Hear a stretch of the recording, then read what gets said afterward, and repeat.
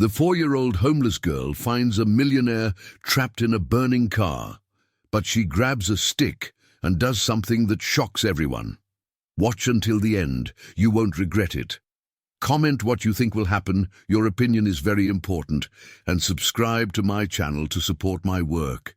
Your help is very important. The scorching July sun beat down relentlessly on the dusty streets of Harmony Creek, a small town in rural West Virginia where time seemed to have stood still since the 1980s. Low, brightly colored houses lined Main Street, where the smell of freshly baked bread mingled with the aroma of coffee wafting from Joe's Diner. It was in this seemingly tranquil setting that 4-year-old Lily Thompson began another day in her daily struggle for survival.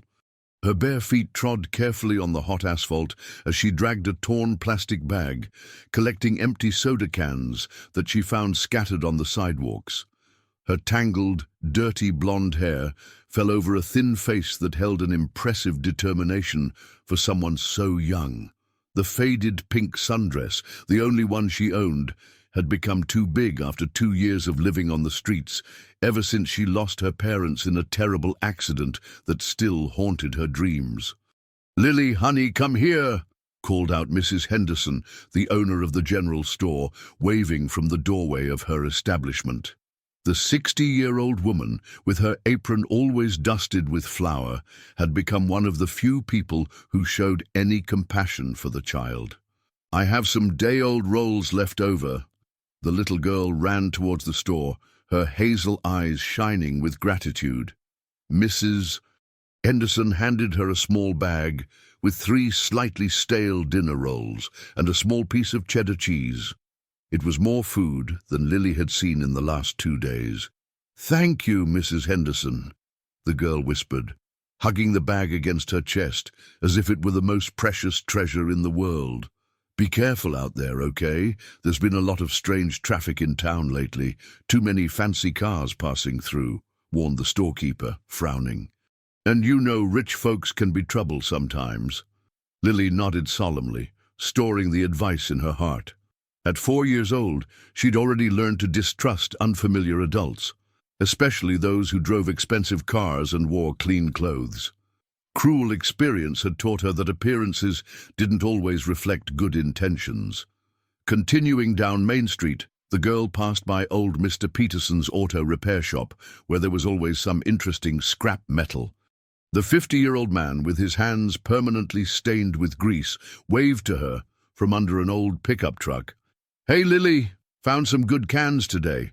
They're over in the corner. Help yourself," he said, pointing to a pile of crushed cans near the gate. This was how Lily survived, on the sporadic kindness of a few good people who still held out in a town where indifference had become the norm. She carefully collected the cans, thanking him with a shy smile that would melt any but the hardest of hearts. The day continued at its slow pace when a different sound echoed through the quiet streets of Harmony Creek. It was the powerful roar of an expensive engine, something rare in that region. Lily looked up and saw a silver Mercedes-Benz speeding down Main Street, kicking up a cloud of red dust. Behind the wheel was Mr. Sterling, a 52-year-old man who radiated authority even sitting in his car. His graying hair was perfectly styled, and his Italian suit looked impeccable, even in the West Virginia heat.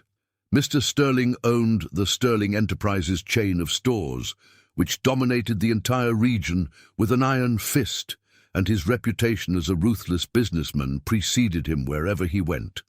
At that moment, however, Sterling was preoccupied with issues far removed from the routine of a street urchin. He was on the phone with one of his managers, his gruff voice booming through the luxury vehicle. "I don't care if the employee has been sick for a week. If he doesn't show up tomorrow, he's fired," he yelled, completely ignoring the speed limits on the small dirt road that led to the Miller farm, his largest supplier of produce. "And I want those sales figures on my desk by the end of the day, or heads will roll."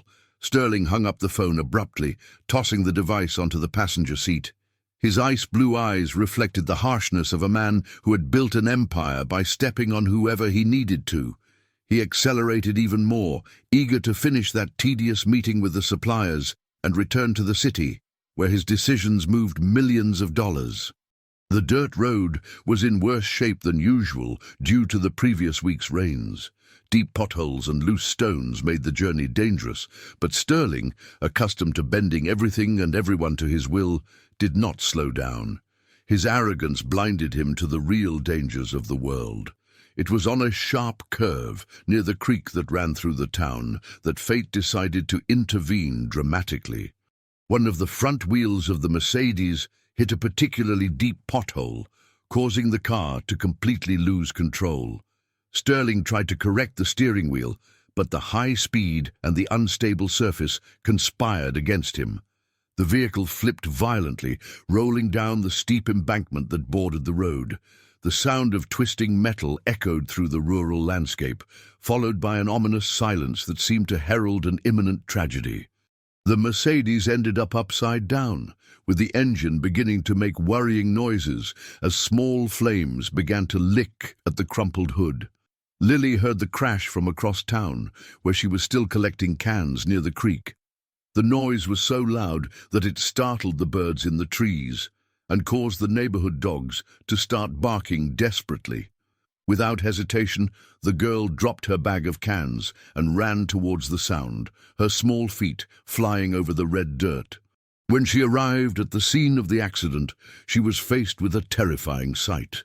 The luxury car was completely wrecked, with glass scattered everywhere and a small trail of fuel running towards the flames that were beginning to spread through the engine.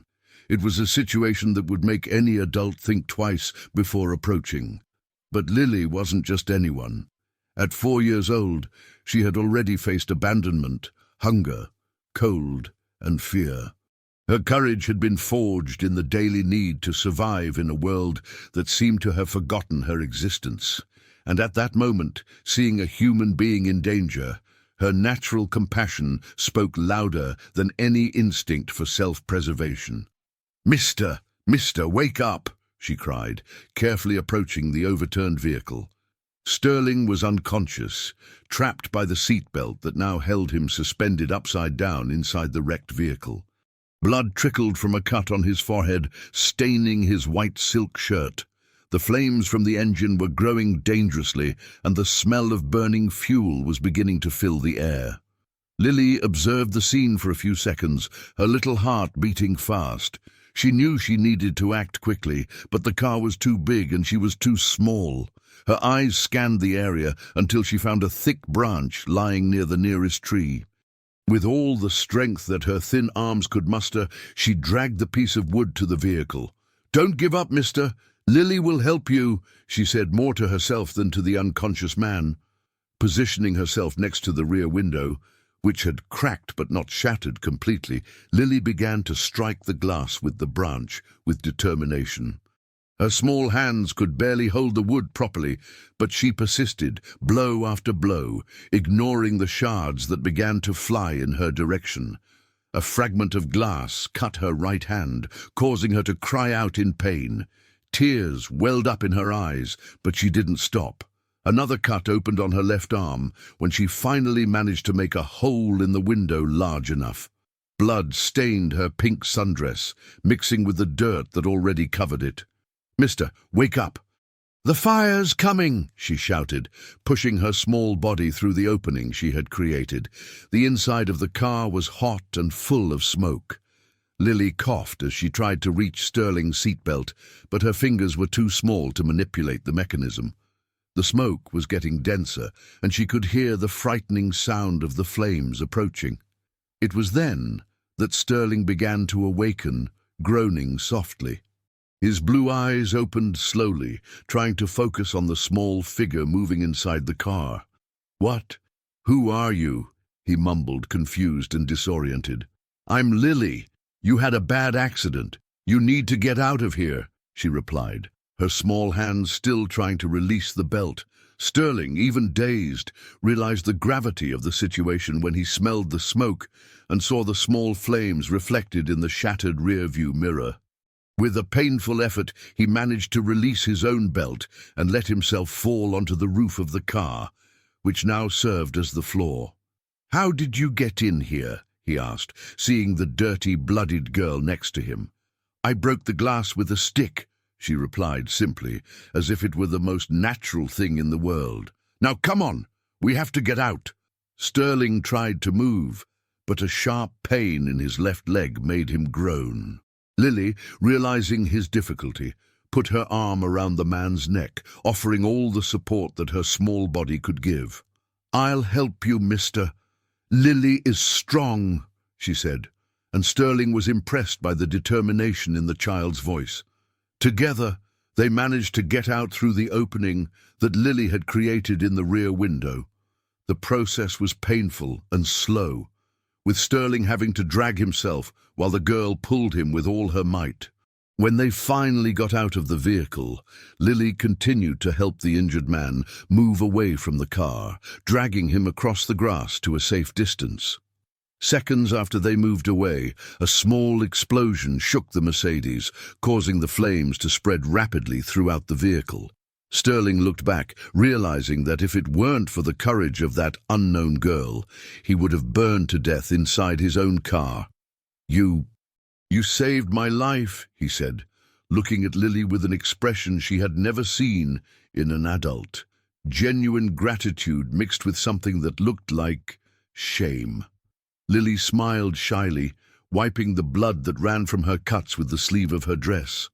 "My mom always said we have to help those who need it," she replied, her soft voice contrasting with the courage she had just demonstrated. Sterling tried to sit up, but the pain in his leg and the dizziness caused by the blow to his head made him feel weak. "What's your name, child?" "Lily Thompson. And you?" "Sterling. Sterling Enterprises," he replied, still processing what had happened. They sat there on the grass, watching the luxury car being consumed by the flames. Lily had torn a piece of her dress to make an improvised bandage on the cut on Sterling's forehead, her delicate gestures contrasting with the brutality of the situation they had just faced. "Where are your parents, Lily?" Sterling asked, noticing for the first time the state of the girl's clothes and her mistreated appearance. Lily's face saddened. "They went to heaven 2 years ago. Now Lily lives alone." "Alone? Who do you live with?" "Lily lives under the bridge by the creek. It's warm there," she replied naturally, as if it were perfectly normal for a 4-year-old child to live on the streets. Sterling felt something strange stirring in his chest, a sensation he hadn't experienced in years. He looked at that small, dirty girl who had risked her own life to save a complete stranger, and for the first time in decades, he questioned the kind of person he had become. The sound of approaching voices interrupted them. Some people from the town had seen the smoke and were coming to investigate. When they arrived at the scene, they found the surreal scene. A businessman in an expensive suit sitting on the grass next to a street girl, both injured, watching a Mercedes-Benz being consumed by flames. "Good heavens, Mr. Sterling, what happened?" cried Joe, the diner owner, running towards them. "The girl. She saved me," Sterling mumbled, but when he looked to the side, Lily had disappeared. During the confusion of the arrival of the residents, she had hidden behind a nearby tree, watching everything from afar.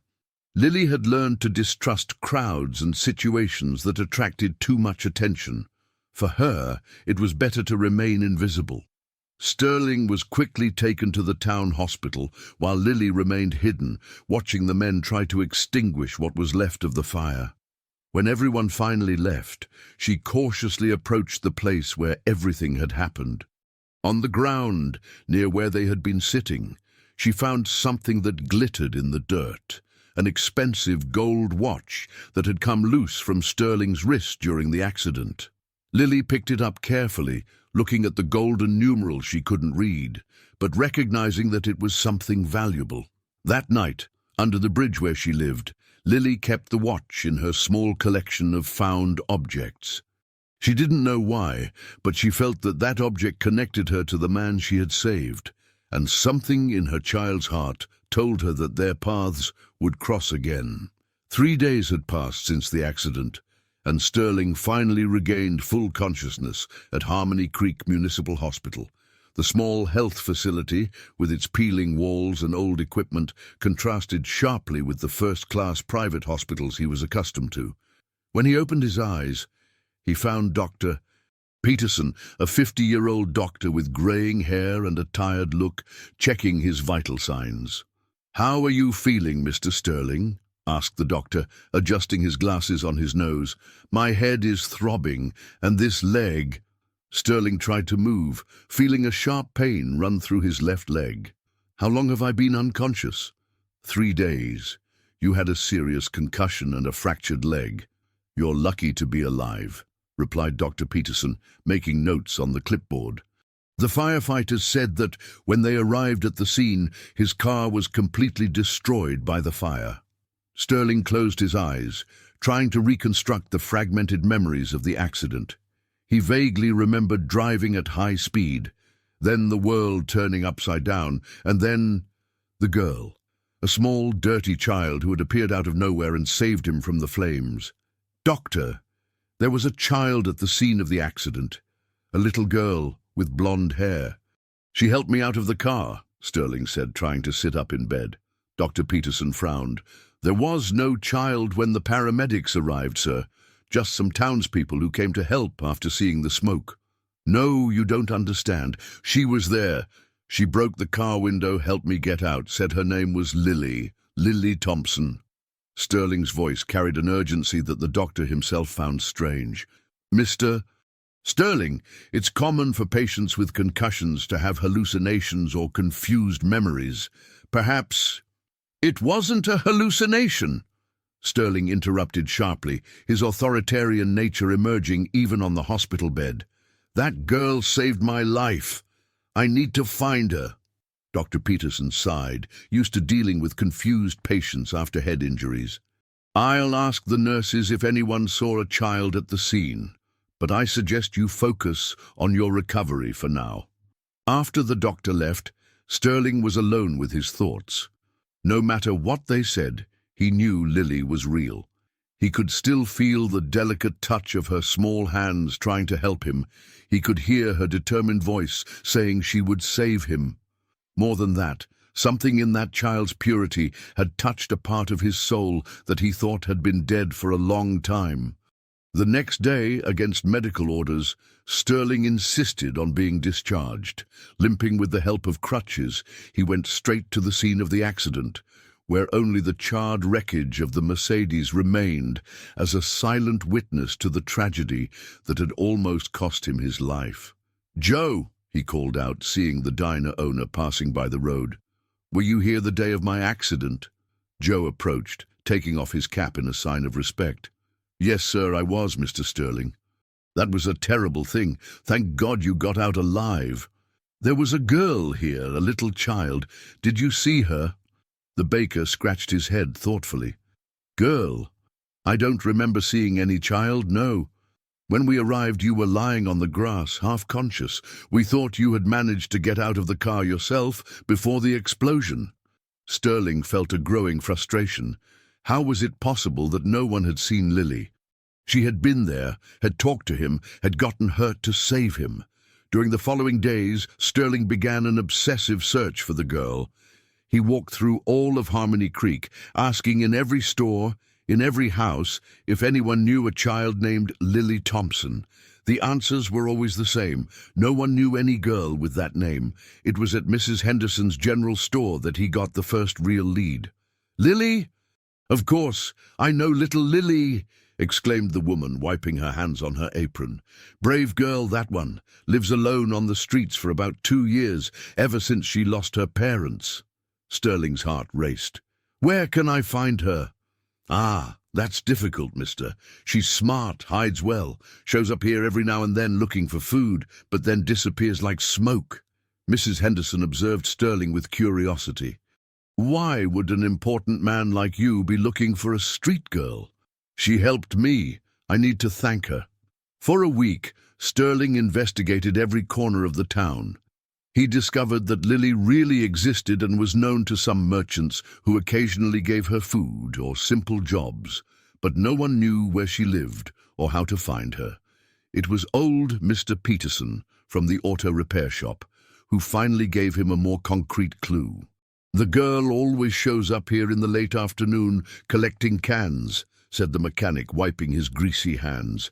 "Once said she likes to stay near the creek when there aren't many people around. Maybe she lives around there." Sterling began to visit the creek area every day, especially at dusk. It was during one of those walks that he noticed something strange. There were small footprints in the mud near the old bridge, and signs that someone had been there recently.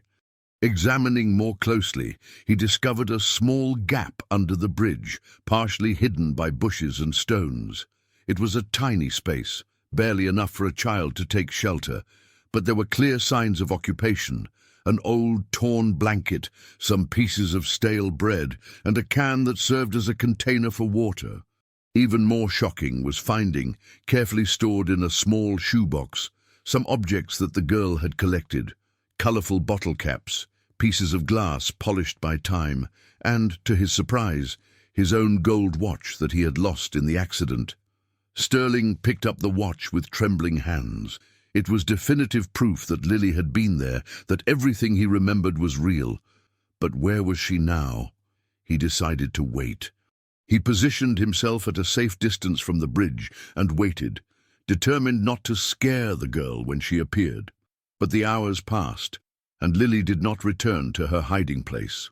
For 3 consecutive nights, Sterling maintained his silent vigil, ignoring the pain in his injured leg and the discomfort of sitting for hours on the damp ground. His obsession with finding the girl had become something that he himself could not fully explain. On the 4th night, when he was beginning to lose hope, he heard light footsteps approaching. It was Lily, carrying her bag of cans, walking cautiously towards her shelter. Even in the dark, Sterling could see that she was even thinner and dirtier than he remembered. When she bent down to enter her hiding place and noticed that her things had been disturbed, Lily was immediately alert. Her small eyes scanned the surroundings until they located Sterling's silhouette hidden among the trees. "Who's there?" she asked with a trembling voice, prepared to run at any sign of danger. Sterling stood up slowly, trying not to scare her. "It's me, Lily, Sterling. You saved me in the accident." The girl recognized him, but instead of the joy that Sterling expected to see, her eyes filled with pure fear. Without saying a word, Lily dropped the bag of cans and ran as fast as her small legs allowed, disappearing into the darkness of the night and leaving Sterling alone with the painful realization that the child who had risked everything to save him was now running away from him, as if he were her worst nightmare. Lily's escape left Sterling disturbed all night. He couldn't understand why the girl who had saved him now treated him as a threat. The next morning, he decided to seek answers from the merchants who knew the child. "Of course she ran away from you," said Mrs. Henderson, shaking her head sadly. "That girl has been through terrible things. Doesn't trust any man, especially if he's well-dressed and has money." "What kind of things?" Sterling asked, feeling a pang in his chest. "Ah, Mr. Sterling, the world of street children isn't pretty. There are bad people who take advantage of them." The woman sighed, wiping the counter harder than necessary. "Little Lily has been hurt before. That's why she's so good at hiding." Mrs. Henderson's words echoed in Sterling's mind throughout the day.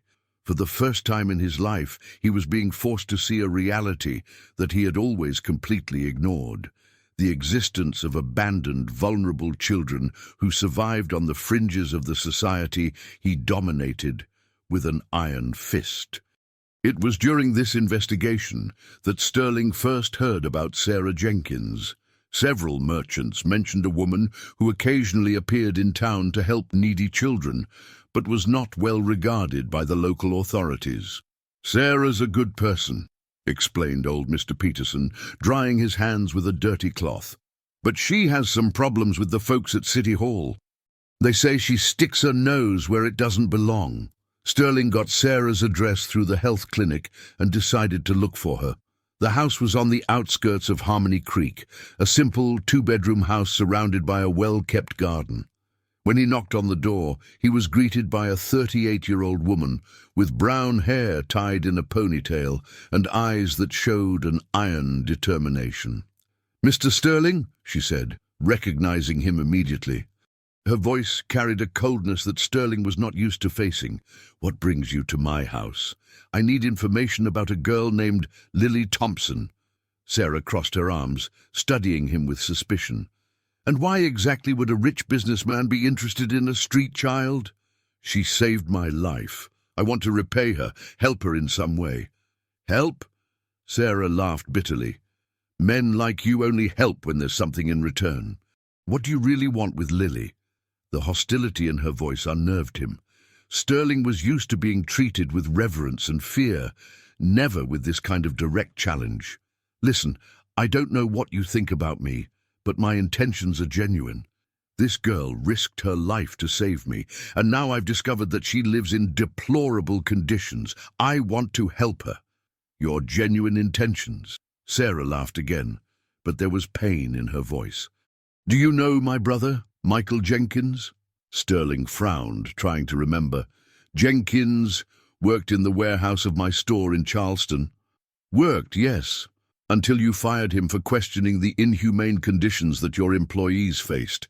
15 years of work thrown away because he had the courage to talk about late wages and abusive hours." The memory came back clearly now. Michael Jenkins had been a troublesome employee who organized the other workers against the company's policies. Sterling had fired him without thinking twice. "My brother fell into depression after that," continued Sarah, her voice trembling with contained anger. "Lost his house, the family fell apart. Today he's in a psychiatric clinic because he couldn't cope with the humiliation you caused." Sterling felt like he had been punched in the stomach. "I didn't know." "Of course you didn't know. Men like you never know the consequences of your actions. Destroy lives and sleep soundly at night." Sarah took a step towards the door. "And now you want me to believe that you're going to help a vulnerable child? Get out of my house. Please, wait." Sterling held the door before she could close it. "What happened to your brother was terrible, but that doesn't change the fact that Lily needs help. She lives under a bridge, eats scraps, she's alone in the world. And you think you're her savior?" Sarah stared at him with contempt. "Lily doesn't need your guilty charity. She needs protection from men like you." "Like me?" The question came out louder than Sterling intended.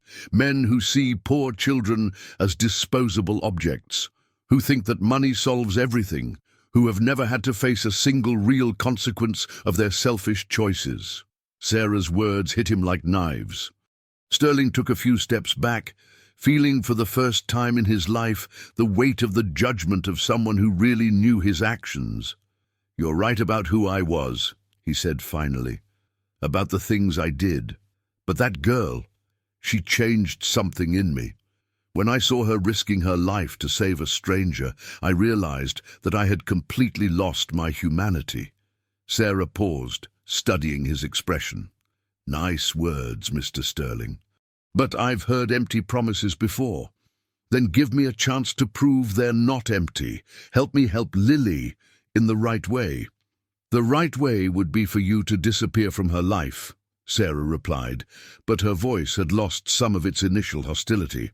It was at that moment that a neighbor approached, an elderly woman with a baby in her arms. "Sarah, dear, have you seen little Lily today? She hasn't shown up to pick up the baby formula I set aside." Sarah immediately became alert. "No, Mrs. Davis, I haven't seen her for 2 days. Why?" "It's just that Carl was asking about her yesterday, said she owed him money." Sterling saw Sarah's face pale. "Carl Peterson. That's him. That man gives me the creeps," said Mrs. Davis, rocking the baby who had started to cry. After the neighbor walked away, Sterling turned to Sarah. "Who is Carl Peterson?" "A worm who exploits street children," she replied, her anger now directed at a new threat. "Offers food and shelter in exchange for hard labor. The children collect trash for him, sell things on the streets, and he keeps almost everything. And Lily worked for him. She did, until she managed to escape a few weeks ago. If he's looking for her. Sarah didn't finish the sentence, but the worry in her eyes said it all.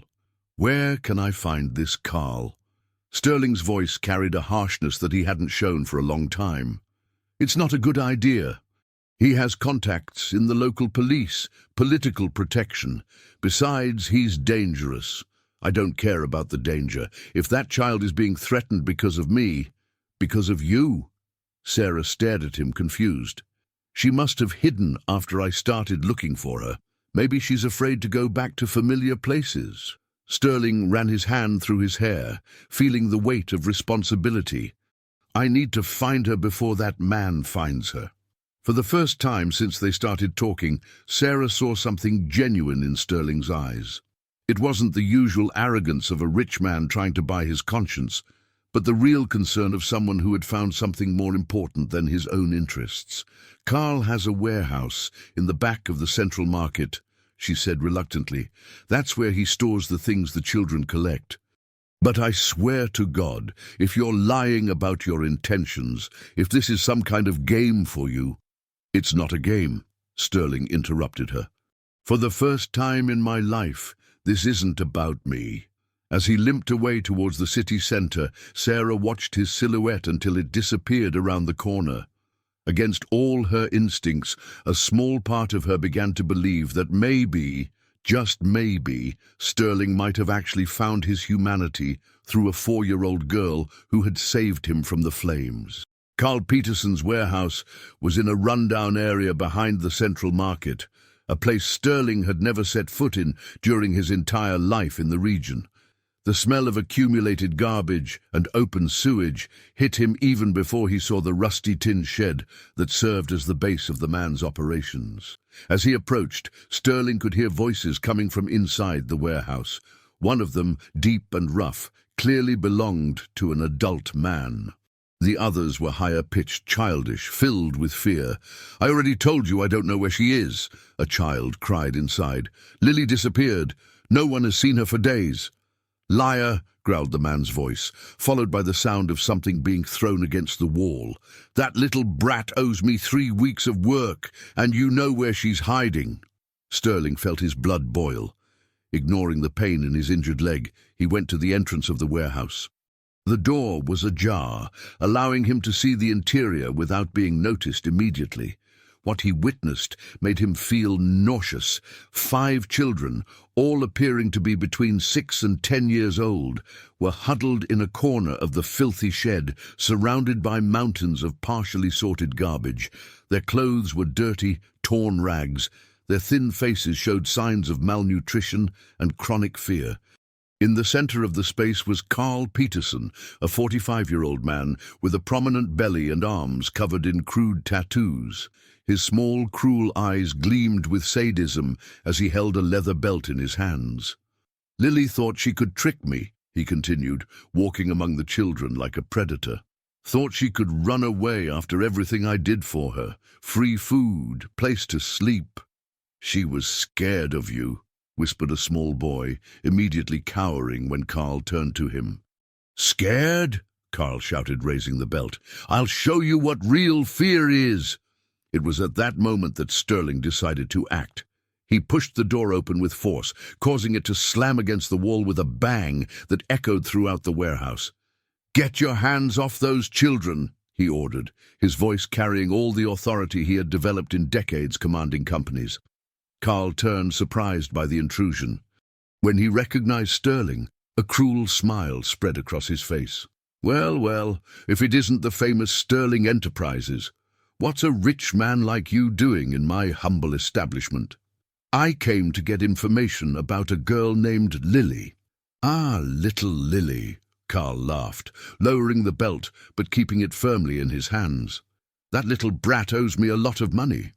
3 weeks of work she didn't pay before running away like a rat. That child doesn't owe you anything. She's 4 years old.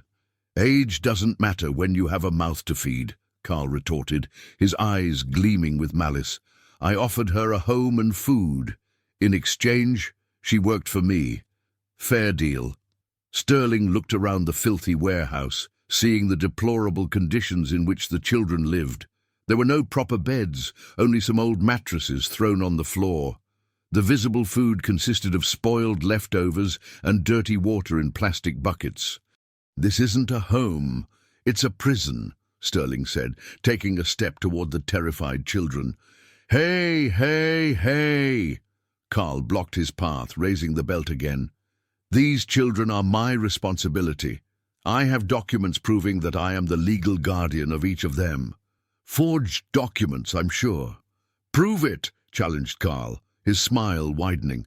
"The local police know my social work. The sheriff is a personal friend of mine. Who do you think they're going to believe? An out-of-town businessman or a respected member of the community?" The veiled threat did not go unnoticed by Sterling. He was beginning to understand the complex web of corruption and neglect that allowed men like Carl to operate freely. "What do you want?" Sterling asked, deciding to change his strategy. "Now we're talking the same language." Carl clapped his hands, seeming genuinely satisfied. "You want Lily, I want what she owes me. Let's say $5,000 for the damage she caused me. $5,000 for a 4-year-old child, for the lost work, for the trouble, for the escape. The costs add up, Mr. Sterling." Sterling felt like breaking that man's face right there, but he knew that would only worsen the children's situation. Instead, he pulled his wallet out of his pocket. "I'll pay your $5,000, he said, counting the bills. "But I want your word that you won't bother Lily anymore." Carl's eyes gleamed with greed at the sight of the money. "My word is gold, Mr. Sterling. Deal. And these other children? These stay with me. They're happy here, aren't you, kids?" Carl turned to them, who immediately nodded with visible fear in their eyes. Sterling handed over the money reluctantly, knowing he was feeding a horrible system, but seeing no alternative at the moment. "If I find out that you laid a finger on Lily—" "Threats, Mr. Sterling." Carl put the money in his pocket, his smile now more confident. "Watch your words. Accidents can happen even to powerful men, as you yourself recently discovered." The clear implication that Carl knew about the car accident made Sterling recoil. There was something more sinister happening there than simple child exploitation. When he left the warehouse, Sterling felt defeated and dirty. He had just paid a bribe to a child exploiter, but he knew that if he didn't, Lily would continue to be pursued. Worse still, the other children would remain in that hell because he hadn't found a way to save them without putting them in even greater danger. Walking through the dirty streets of downtown, Sterling passed a newsstand where a headline caught his attention.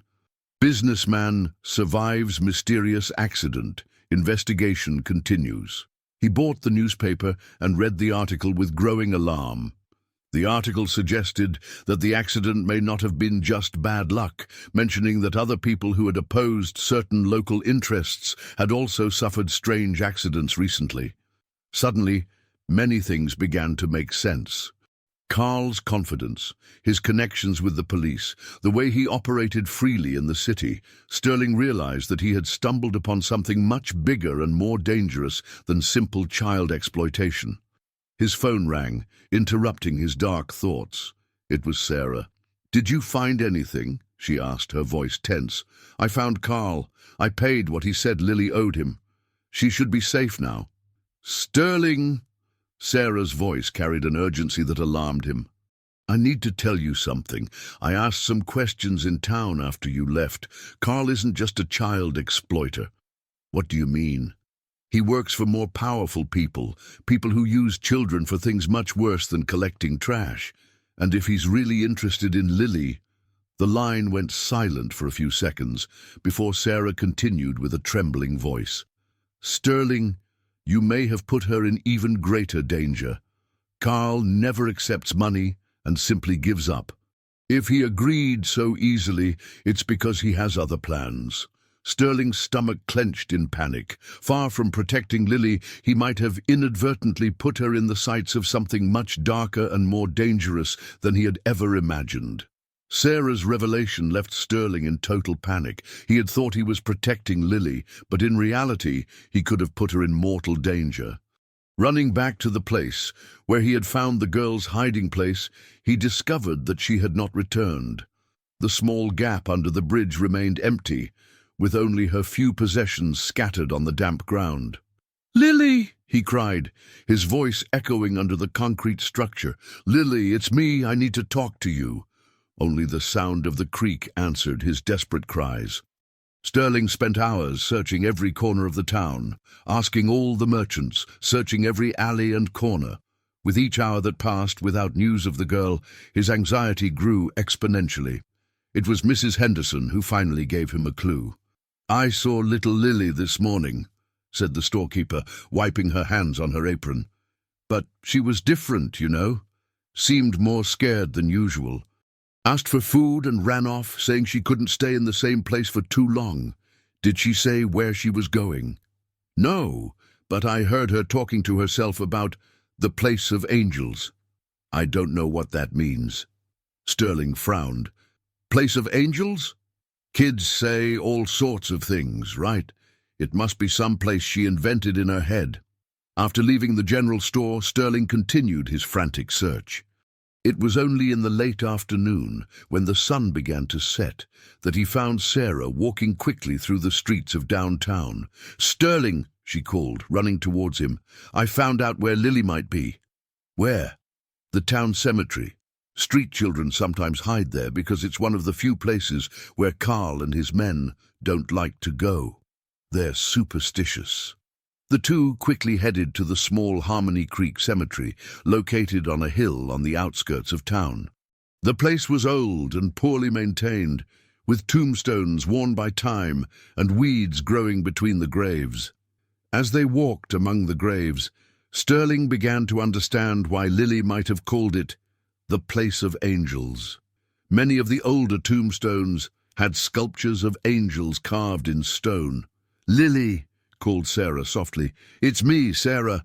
I'm here with Mr. Sterling. We know you're scared, but we want to help." A subtle movement behind a larger mausoleum caught Sterling's attention. There she was, Lily huddled behind the marble structure, her big eyes watching them with fear and distrust. "Lily," Sterling said, approaching slowly, "I'm not going to hurt you, I promise."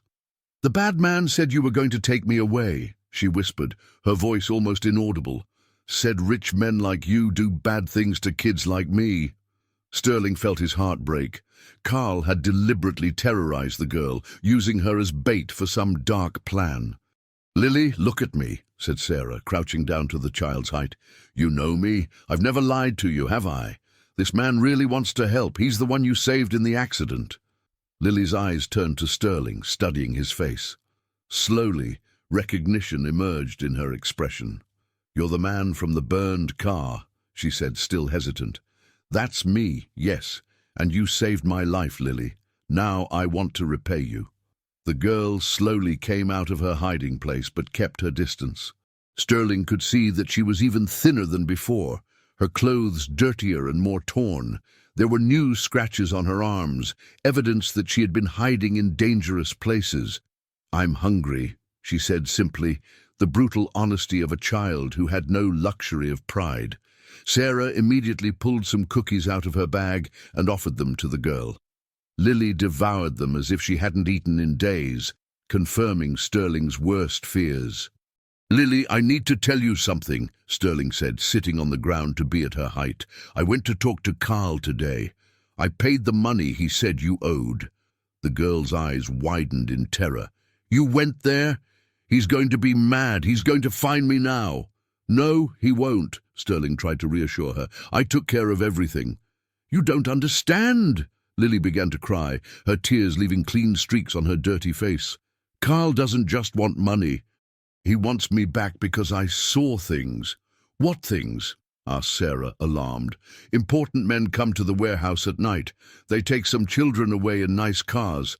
The children never come back." Lily's voice was broken by sobs. "Carl said if I told anyone he would hurt me badly." Sterling and Sarah exchanged horrified glances. The situation was much worse than either of them had imagined. "That's why you ran away," Sterling said, beginning to understand. "I heard Carl talking on the phone. He said I was special because I can count and read some words, said some men pay more for smart kids. Lily shrank even further. I don't want to go away like the other children. Sarah covered her mouth with her hands, trying to contain her nausea. Sterling felt a fury like he had never experienced in his life. It wasn't just child labor exploitation. It was something much more sinister. Lily, listen carefully, he said, his voice firm but gentle. You're not going back to Carl ever again. I promise you that. But he has friends in the police. He always says that no one can stop him. He may have friends here, but I also have resources, and now I know exactly what we're dealing with. Sarah approached. Sterling, this is bigger than anything we can face alone. We need help. What kind of help? I know people in the capital, investigative journalists, prosecutors who aren't involved with local corruption, but it's going to take time, and in the meantime, Lily needs to be in absolute safety. Sterling looked at the small girl who was between them, so fragile and scared, carrying the weight of terrible knowledge that no child should have. He made a decision that would change his life forever. Lily is going to stay with me, he said, in my house where I can protect her. Sterling, you don't understand. Sarah shook her head. Carl won't give up easily. If he finds out where you live, then we'll move, temporarily, to some place where he can't find us. And your business? Your life? Sterling looked at Lily, who was watching him with cautious hope in her eyes. For the first time in his adult life, his business seemed irrelevant compared to something much more important. My business can wait.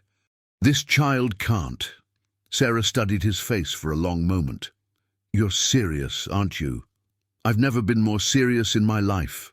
At that moment, the sound of approaching engines echoed through the cemetery. 3 cars were climbing the hill towards the main gate, their headlights cutting through the growing darkness. They found us, whispered Lily, pure terror returning to her voice. Sarah picked up the girl. Do you know another way out of this place? There's a hole in the fence back there, Lily indicated, pointing to the rear of the cemetery. The 3 began to run between the tombstones, trying to reach the back exit before the cars reached the top of the hill. Sterling limped due to his still injured leg, but adrenaline propelled him forward. When they finally reached the back fence and passed through the hole that Lily had indicated, they could hear voices behind them, men shouting orders, organizing a systematic search of the cemetery. Running down a path that descended the back of the hill, the 3 fugitives knew that their lives had changed forever. Sterling was no longer just a businessman looking to repay a debt of gratitude. He was now a marked man, protecting a child who knew too much about secrets that powerful people would kill to keep hidden. The escape from the cemetery led them through dark and dangerous trails on the hillside. Sarah carried Lily, while Sterling struggled to keep up with his injured leg. Behind them, the voices of the pursuers echoed in the night, flashlights cutting through the darkness like luminous swords. This way, whispered Sarah, turning onto an even narrower path that wound through dense trees. I've known this path since I was a child. It leads to an abandoned house where we can hide. The house was in a small clearing, surrounded by dense woods. It was an old farmhouse with adobe walls and a red tile roof that was partially collapsed. Windows without glass looked at them like empty eyes in the darkness. I don't like this place, murmured Lily, clinging tighter to Sarah's neck. It's just for tonight, honey, reassured Sterling, although he himself felt a chill as he observed the dark structure. They entered through the front door, which hung precariously on rusty hinges. The interior smelled of mold and abandonment. Sarah used her cell phone's flashlight to illuminate the surroundings, revealing furniture covered in dust and cobwebs. How long has this house been like this? Sterling asked. About 10 years. It belonged to the Thompson family, until they moved to the city. Sarah paused, looking at Lily. Wait. Thompson, Lily, what was the full name of your parents? Mum was Mary Thompson, and Dad was John Thompson, the girl replied, not understanding the sudden tension in the air. "Oh my God," whispered Sarah. "Lily, this was your family's house." The girl looked around with wide eyes, as if she were seeing ghosts. "This was my house? Your family lived here before the accident. You were very little. Maybe you don't remember." Lily broke free from Sarah's arms and began to walk slowly through the house, touching the walls with her small hands. Suddenly, she stopped in front of a closed door at the back of the room. "This was my room," she said with certainty, although her voice trembled. It had a window that overlooked Mom's flowers. Sterling felt a pang in his chest watching the scene. Life had brought Lily back to the place where it all began, as if fate were trying to fix something that had been broken a long time ago. "We can stay here tonight," said Sarah. "Tomorrow, when it gets light, we'll think about what to do." They settled as best they could in the main room. Sterling used his coat to make an improvised bed for Lily, while Sarah checked that there were no immediate dangers in the structure of the house.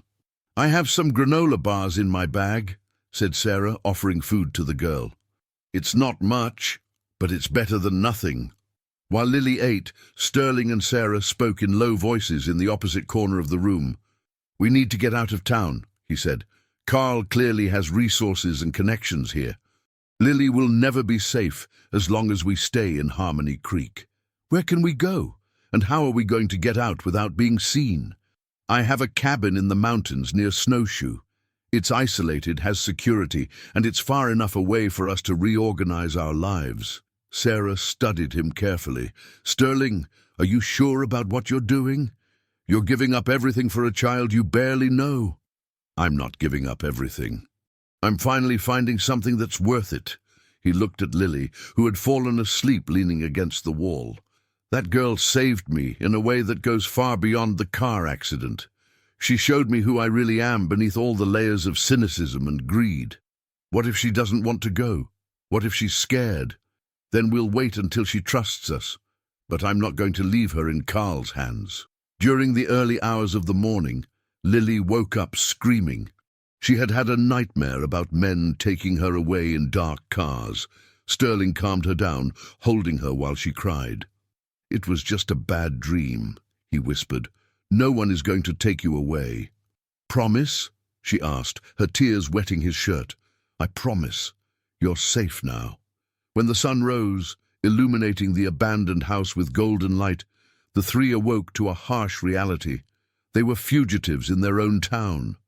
Sterling tried to call his managers, but discovered that his phone had no signal in the isolated area. "I need to go to town to get supplies," said Sarah, "and I also need to make some calls to my contacts in the capital." "It's dangerous," protested Sterling. "Less dangerous than staying here with no plan at all. Besides, I know paths that Carl doesn't know." After Sarah left, Sterling was alone with Lily for the first time since he had found her. The girl cautiously explored her old house, touching dusty objects as if they were sacred relics. "I found something," she cried from what had been her room. Sterling followed her and found her holding an old and faded rag doll hidden behind a fallen drawer. "This was my doll, Clara," said Lily, hugging the toy against her chest. "I thought I had lost her forever." Watching Lily reunite with her childhood doll, Sterling made a decision that had been brewing since the night before. "Lily, I want to ask you something important." She looked at him attentively, hugging Clara. "How would you feel if I took care of you? Not just for a few days, but for real, like a family." Lily's eyes widened.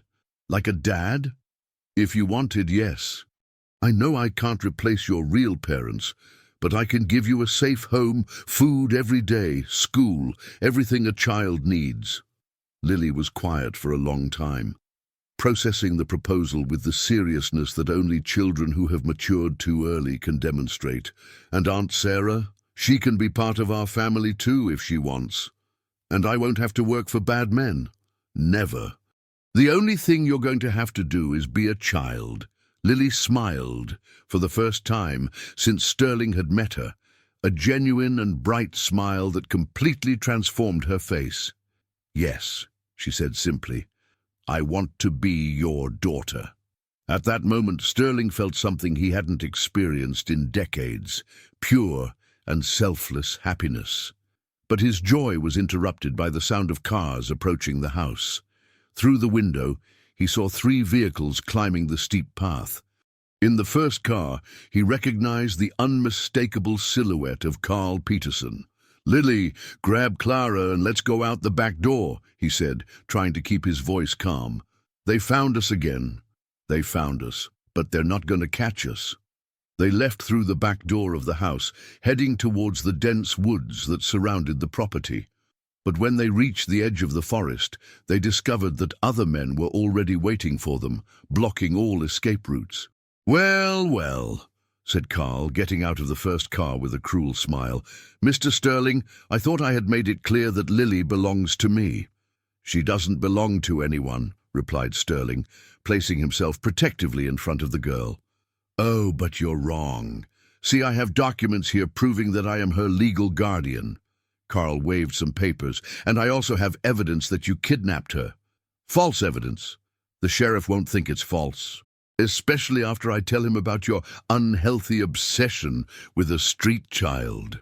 Sterling realized the diabolical trap that Carl had built. No matter what he did, he would be the one who seemed like the criminal in the eyes of the local authorities. "What do you really want?" Sterling asked, knowing he had reached a point of no return. Carl laughed with satisfaction, savoring the moment of absolute power. His men positioned themselves in a semicircle around Sterling and Lily, blocking any possibility of escape. "What do I want?" repeated Carl, pretending to think. "Well, first I want my property back."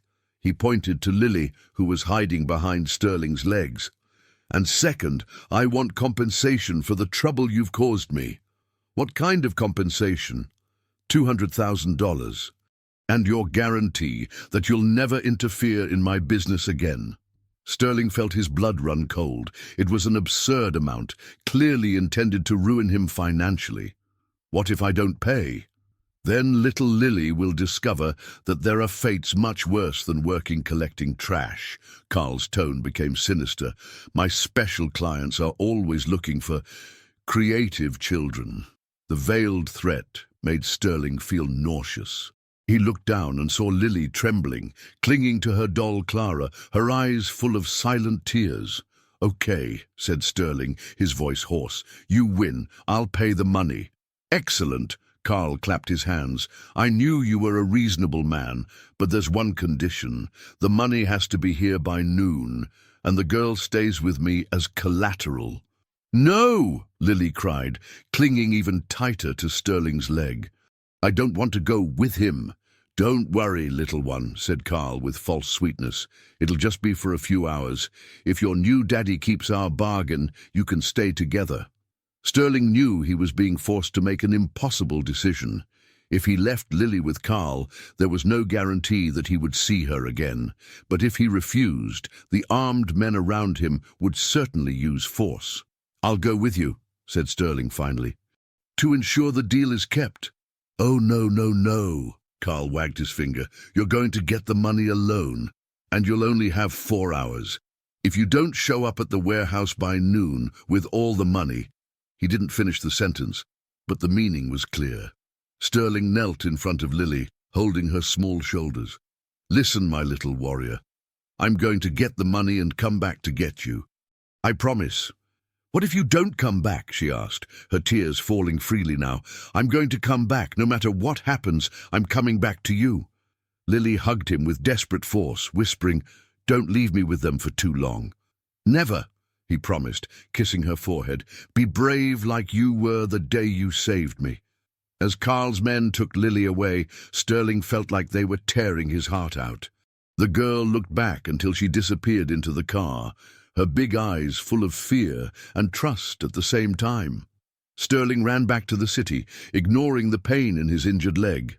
He needed the money, but more importantly, he needed a plan to ensure that Carl kept his side of the deal. Arriving at the bank, he discovered that withdrawing $200,000 in cash was not a simple process. The manager, a nervous middle-aged man, insisted on asking questions about the purpose of the withdrawal.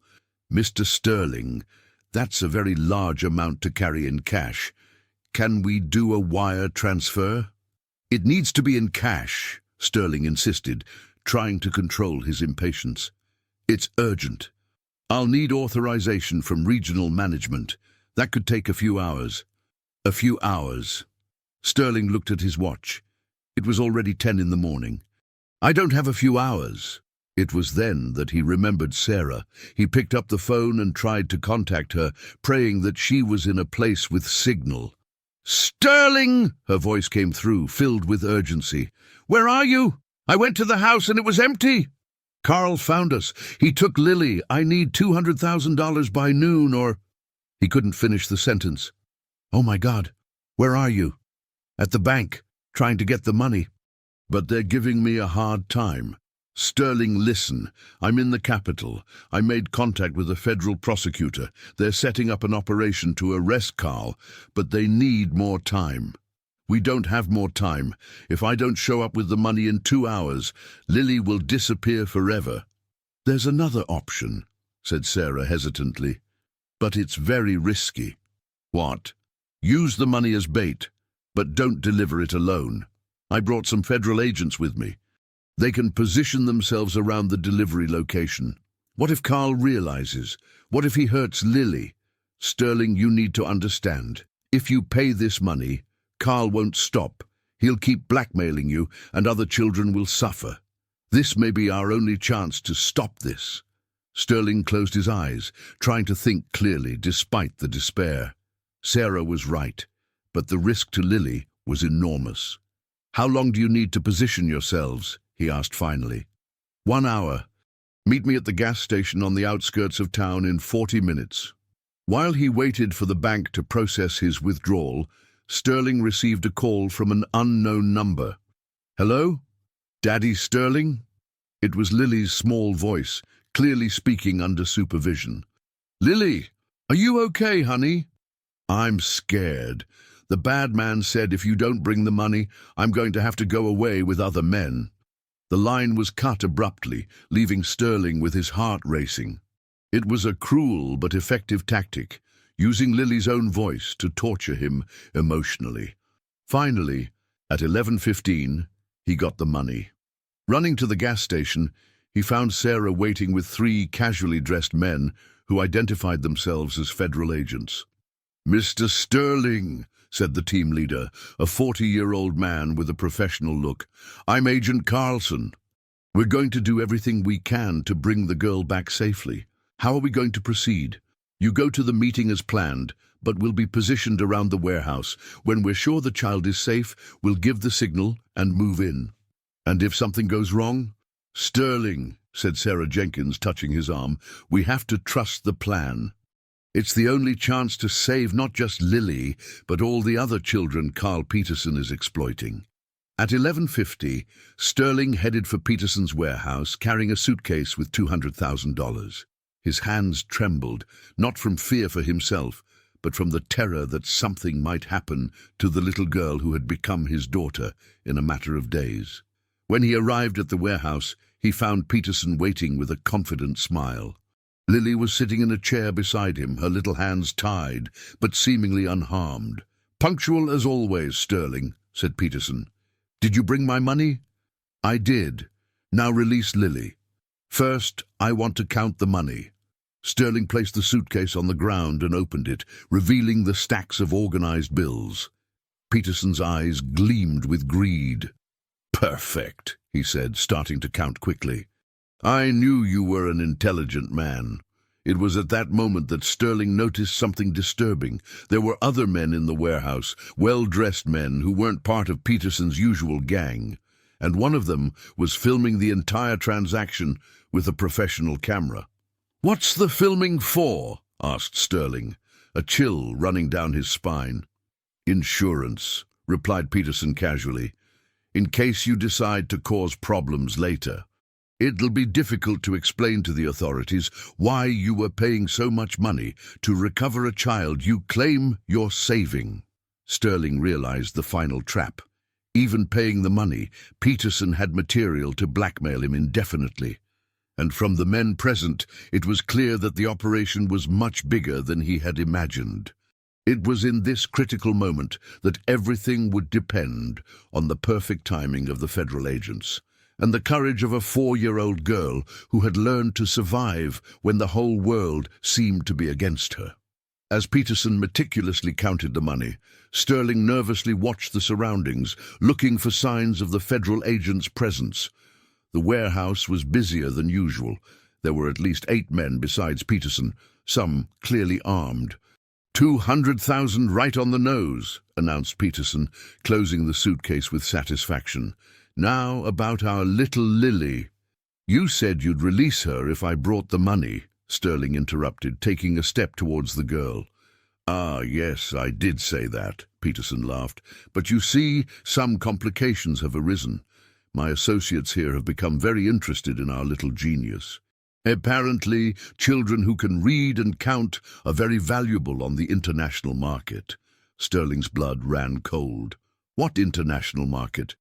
Let's just say there are very wealthy people in other countries who pay fortunes for special children, and our Lily fits the profile perfectly.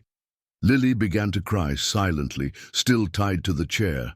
Sterling tried to approach her, but 2 men blocked his path. The agreement was clear, said Sterling, trying to keep his voice steady. I paid the ransom. The agreement has changed, replied one of the well-dressed men, speaking with a foreign accent. The child is worth much more than $200,000 in the right market. Who are you people? Asked Sterling, although he already suspected the answer. Let's just say we're businessmen with diverse interests, said the man, adjusting his expensive suit. And your little protégé will bring us a lot of profit. It was at that moment that Sterling heard a sound that made his heart race, the low rumble of several cars approaching quickly. From Peterson's expression, which suddenly became alert, he had noticed it too. Expecting visitors, Sterling? Asked Peterson, his voice laced with suspicion. I don't know what you're talking about, lied Sterling, praying that the federal agents had arrived in time. Federal agents? Everyone on the ground! The voice, amplified by the megaphone, echoed throughout the warehouse, followed immediately by the sound of tires screeching and car doors slamming. Peterson and his men panicked instantly. Son of a bitch! Shouted Peterson, pulling a gun from his waistband. You set us up! Drop your weapons and come out with your hands up! Chaos erupted in the warehouse. Some men tried to flee through the back, others hid behind piles of junk. The foreign man shouted something in a language Sterling didn't recognize, clearly giving orders to his subordinates. Grab the kid! Shouted the foreigner to one of his men. She's our way out of here! Sterling saw with horror one of the men advance towards Lily. Without thinking of the consequences, he threw himself between them, taking a hard punch to the face that made him stagger. Leave her alone! He shouted, trying to regain his balance. It was then that something happened that no one expected. Lily, who had been quiet and seemingly resigned until that moment, managed to loosen the bonds on her hands using the small blade she had taken from her pocket, a piece of sharp glass that she always carried as protection since her days on the streets. With surprising agility for a 4-year-old, she got up from the chair and ran not towards Sterling, but in the opposite direction, shouting, Here! I'm here! Help me! The distraction was enough for the federal agents to locate exactly where the hostage child was. Seconds later, the doors of the warehouse were breached simultaneously from 3 different points. No one move! Hands on your heads! The shootout that followed lasted only a few minutes, but it seemed like an eternity to Sterling. He threw himself on the ground, trying to reach Lily, who had hidden behind a pile of cardboard. When the silence finally returned, 6 men were in custody, including Peterson and the mysterious foreigner. 2 of the henchmen had managed to escape in the first moments of the confusion, but the main operation was dismantled. Lily! Shouted Sterling, finally managing to reach her. The girl threw herself into his arms, trembling violently. Daddy, Sterling! You came back! I knew you'd come back! Of course I came back, my little warrior, he said, hugging her tightly. "I'll never abandon you." Sarah Jenkins arrived running, accompanied by Agent Cardoso. "Is she okay?" asked Sarah, kneeling beside them. "I'm okay," replied Lily in a small voice, but firmer than before. "But they were going to take me away, to another country." Agent Cardoso approached, his expression serious. "Sterling, the girl has just given us some very valuable information. It seems we've only uncovered the tip of a much larger network." "What kind of network?" "International trafficking. The man you call Peterson was just a local operator. The real bosses are these foreigners who were here today." Sterling looked at Lily, who was still trembling in his arms. "And now, is she safe?" "For now, yes. But she'll need to give a statement, and you may have to leave town for a while, until we're sure we've apprehended all those involved." "That's no problem," said Sterling immediately. "We'll do whatever it takes." "And there's one more thing," continued the agent. "We found 6 other children in a secret warehouse in the back of this place, all under 10 years old, all in situations of exploitation." Sarah covered her mouth, horrified. "How are they?" "Scared, malnourished, but alive. They'll need intensive medical and psychological care." "I can help with that," said Sterling without hesitation. "I have resources. I can ensure they receive the best treatment." "Daddy Sterling," said Lily, looking at him with her big eyes, "will the other children be okay?" "They will be, my dear. We'll make sure everyone's okay." Later, after all the legal formalities were completed and Lily was examined by a doctor who confirmed that she was physically unharmed, the 3 met at Sarah's house to process everything that had happened. "I can't believe it's over," said Sarah, serving hot chocolate to Lily. "It's not completely over," corrected Sterling. "We still have to deal with the consequences. Agent Cardoso said the process will take months, maybe years." "And Lily? What's her legal situation?" Sterling looked at the girl, who was playing quietly with her doll Clara in the corner of the room. There was something different about her now, not just the relief of being safe, but a serenity that hadn't existed before. "I'm going to file for official adoption," he said. "If she wants to, of course." "Daddy Sterling," said Lily, looking up from her doll, "can I ask you a question?" "Of course, my dear. Why did you do all this for me?"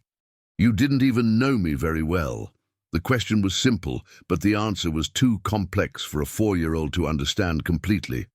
"Because on the day you saved me from the flames," said Sterling carefully, "you showed me that there was still goodness in the world, and that I could be a better person than I was.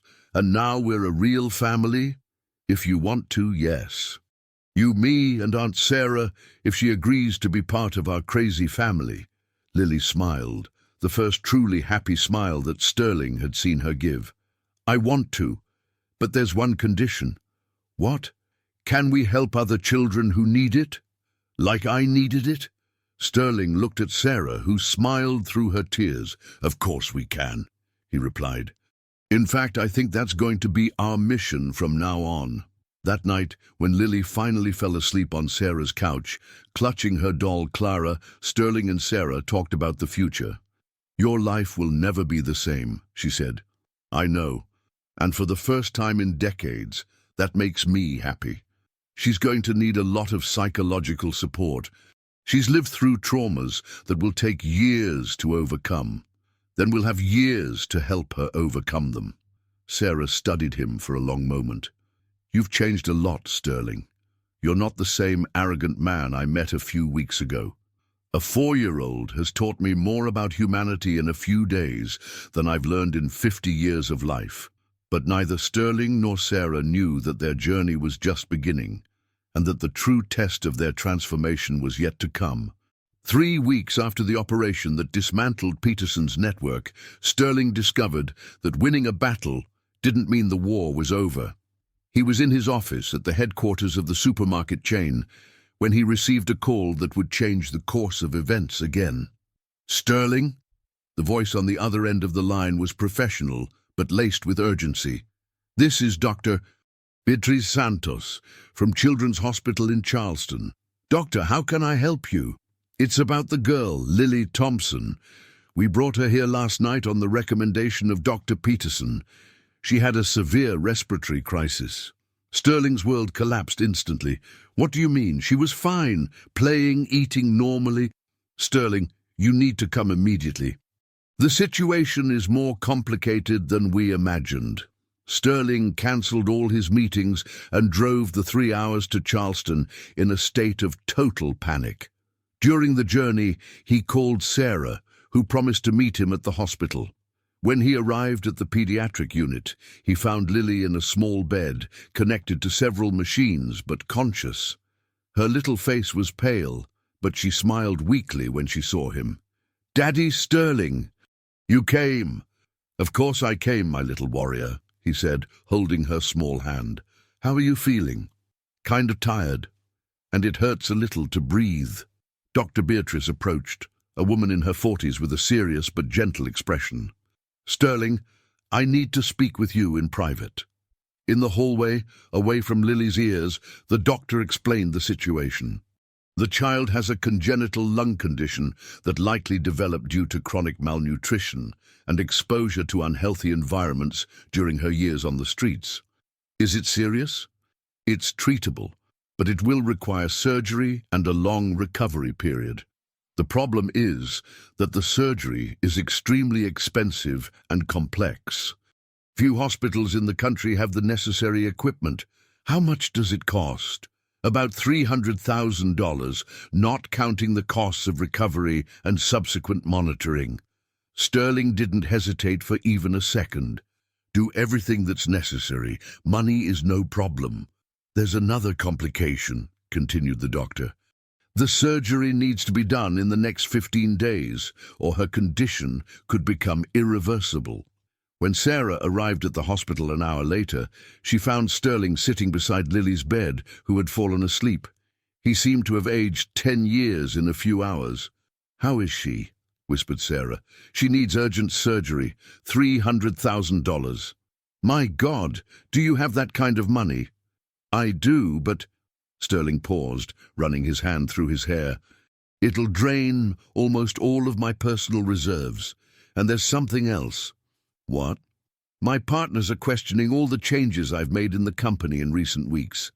I've improved salaries, invested in social programs, reduced working hours. They think I'm having a nervous breakdown, and they're threatening to do something. Yesterday, I received an ultimatum. Either I go back to the old practices of the company, or they sell their stakes to a rival group that will remove me from the presidency." Sarah sat down in a nearby chair, processing the information. "And if you lose control of the company?" "I'm left without a fixed source of income and without credibility in the market to get loans to pay for the surgery. So you're choosing between saving Lily and maintaining your principles?" "No," said Sterling firmly. "I'm choosing to save Lily regardless of anything, but that means that maybe our new life together will be much simpler than we planned." That night, while Lily slept sedated, Sterling made a series of decisions that would permanently alter his existence. He called his lawyers and instructed them to sell his shares in the company for the highest possible price, even if it meant losing total control. "Sterling," said his lead attorney, "if you do this, you'll lose a company that took 20 years to build, and I'll save a life that's worth much more than any company. But what about your financial future?" "My future is sleeping in this hospital bed." The next day, Sterling faced the most difficult meeting of his business career. His partners, led by Ricardo Campos, an ambitious 50-year-old man, presented a final ultimatum. "Sterling, you've lost your way," said Ricardo. "This company has always been focused on results, not charity. Either you go back to normal, or we buy your share and take control." "How much are you offering?" $2.5 million. It's a generous offer considering how you've devalued the company with your sentimental policies." It was exactly the amount Sterling needed for Lily's surgery and to ensure a stable life for both of them for the next few years. "I accept," he said, to the surprise of everyone in the room. "Are you sure? Once it's signed, there's no turning back. I'm absolutely sure. 2 hours later, Sterling no longer owned the company he had built with so much sweat and tears, but for the first time in decades, he felt genuinely at peace with the decision he had made. When he returned to the hospital, he found Lily awake, playing with her doll, Clara. "Daddy Sterling, Aunt Sarah said you went to work. Are you okay? You look sad." "I'm not sad, my dear. Actually, I'm very happy." "Why?" "Because now I can spend a lot more time with you." "Even when I get better?" "Especially when you get better." Dr. Beatrice entered the room with a more cheerful expression. "Sterling, we managed to schedule the surgery for tomorrow. Dr. Roberto Silva, the best pediatric surgeon in the country, agreed to do the procedure." "Tomorrow?" Lily looked scared. "Is it too fast?" "Sometimes good things happen fast," said Sterling, stroking her hair. "And you're a very brave girl. Will I be okay?" "You'll be better than okay. You'll be perfect."